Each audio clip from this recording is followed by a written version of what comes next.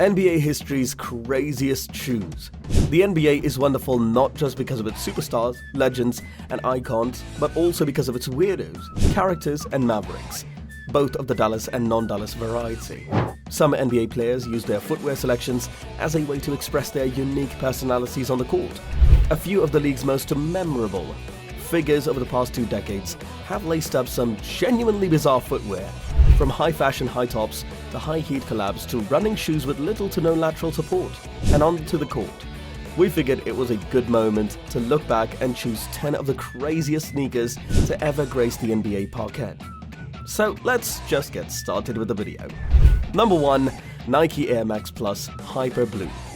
Gilbert Arenas, one of the most eccentric players in NBA history, is well represented on this list thanks to his eccentric taste in footwear. Though most basketball fans recognize Arenas for his signature Adidas brand, which popularized low-top sneakers 3 years before Kobe Bryant made them famous, Arenas has worn a wide variety of eccentric footwear on the court. He was rumored to have worn Air Max 95s while playing sports in high school. In late years, he wore a pair of Chuck Taylor All-Stars for much of the physical strength testing at the 2001 NBA Draft Combine. After he became a star, he continued to wear odd shoes, including a pair of Reebok running shoes in one game and a pair of Nike Air Max Plus Hyper Blue on multiple occasions. Tuned Air technology is for hitting the pavement, not the NBA court, but we do appreciate a good TN. And yet, Arenas managed to perform at a plus level in his Air Max Plus by constantly going his own way. Number 2. Dolce Gabbana Bull. You may think it's crazy to go to the basket in a pair of Dolce & Gabbana sneakers, but at least you're not wearing Air Max Pluses on the court. Actually, Gilbert Arenas is known by more than one moniker. His "No Chill Gil" attitude was on full show in December 2010, when he wore a pair of Dolce & Gabbana Bull high tops to the court. Arenas' contract with Adidas had expired, so at that point, he was free to wear whichever sneaker he pleased. He had worn everything from Jordan's CMFT Maxis to Nike's Air Diamond Turf in the days leading up to the game. But for some reason, he laced up a borrowed pair of $395 Dolce & Gabbanas instead of his own. Arenas mentioned to The Jump that Young had arrived at the locker room sporting a pair of Dolce & Gabbana sneakers. They were a perfect match for the jersey. Even though Young didn't understand what Arenas was up to, he didn't object to his teammates shooting hoops in his shoes during pre-game warm-ups. And No Chill Gil scored 23 points in a losing cause. On a related point, Bull designer Young Bae Seok originally envisioned the sneaker as a basketball shoe. He remarked, "Basketball players typically favor laces. Despite the usage of Velcro, I ensured the durability of the shoe." Number 3. Nike Air Yeezy 2 Solar. Although short in size, Nate Robinson played like a giant on the basketball court. Nate the Great wore some wild LeBrons and Air Jordans in the late aughts and early 10s. Even though it wasn't in the middle of the game, his 2009 dunk contest performance against Superman Dwight Howard in the Air Foamposite Light, Crypto Nate will never be forgotten. In 2013, while playing for the Chicago Bulls, Robinson had his greatest on-court footwear moment while wearing the Nike Air Yeezy 2 Solar.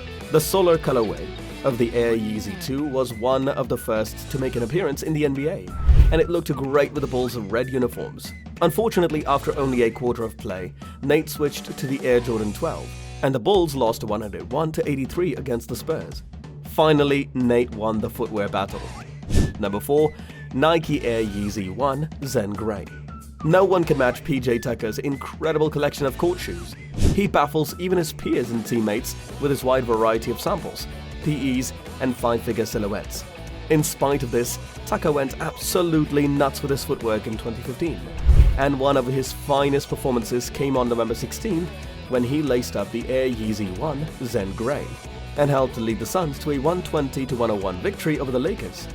Somehow, Tucker managed to score 11 points and get 7 rebounds while wearing a clunky, heavy high top that must have felt like playing basketball in a pair of boots.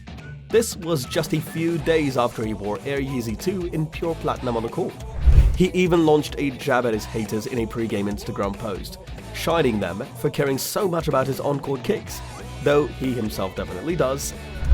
He himself clearly does. "I'm just here to have a good time," Tucker explained.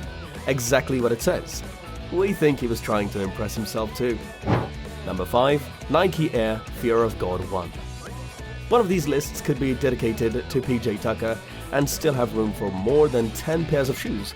Among his many odd shoe selections for the court, wearing the Air Fear of God 1 stands out.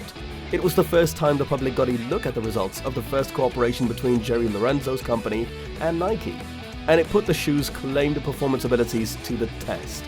Liu Chang, who also created the majority of Kevin Durant's signature models, crafted the Air Fear of God 1, a lifestyle sneaker that Lorenzo frequently referenced in terms of its basketball inspiration. At halftime, Tucker switched into a pair of undefeated ex-Nike Kobe 1s, but not because the Fog 1 wasn't performing well. Instead, he blamed his own play. Tucker joked to Hypebeast in an interview just after the game, "Dog, I buy and wear different sneakers virtually every single game. Up until that point, it had always been, oh, PJ's doing this, doing that." This collaboration, however, was met with comments like, "Oh, those must have hurt since he took them off. I removed them because they were hindering my performance. Even though I rarely return shoes a second time, I will most likely do so with these because they were so fantastic."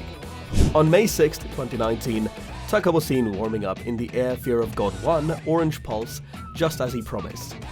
Number 6. Adidas Yeezy Boost 750. Certain players have left their mark on the history of basketball by altering the rules of the game, establishing new statistical marks, or capturing many championships. Some players change the course of basketball history with the clothes they wear. Nick Young is a member of the latter group, and one of the most memorable moments of his career occurred when he wore the first iteration of the Yeezy Boost 750, while competing for the Los Angeles Lakers against the Houston Rockets on December 12. In a competition that Young participated in early in 2016, he again wore the Yeezy Boost 750 in core black. However, in this case, the introduction was more impressive than the follow-up. Number 7. Adidas Yeezy 500 Blush. Nick Young had a new team, the Golden State Warriors, and another noteworthy on-court footwear choice, the Yeezy 500 Blush. A few years after he debuted the Yeezy Boost 750 on the parquet of an NBA court, the night following the game, GQ ran an article with a frenzied title proclaiming Nick Young played legitimate basketball in Yeezy 500s. However, Young's performance was fairly embarrassing, as he shot a forgettable 1-for-4 from beyond the arc on his way to 3 points and an overall plus-minus rating of -8, as his Warriors defeated the Knicks 125-111. Despite this, Young's Warriors won the game. The sole of the Yeezy 500 is greatly influenced by the Adidas KB83 that Kobe Bryant wore in 1999. These shoes were designed specifically for basketball players like Bryant. However, it is a large and hefty low top, and at that time, it was retailing for around $1,000, so it was nothing short of astonishing to witness a pair being worn casually on the court. It is interesting to note that the current members of Kanye West's Donda Doves, which is a high school basketball team, comprised of great players from across the United States, are frequently seen competing in the Yeezy 500. However, Swaggy P did it before anyone else. In your opinion, which are the most craziest shoes in the NBA's history?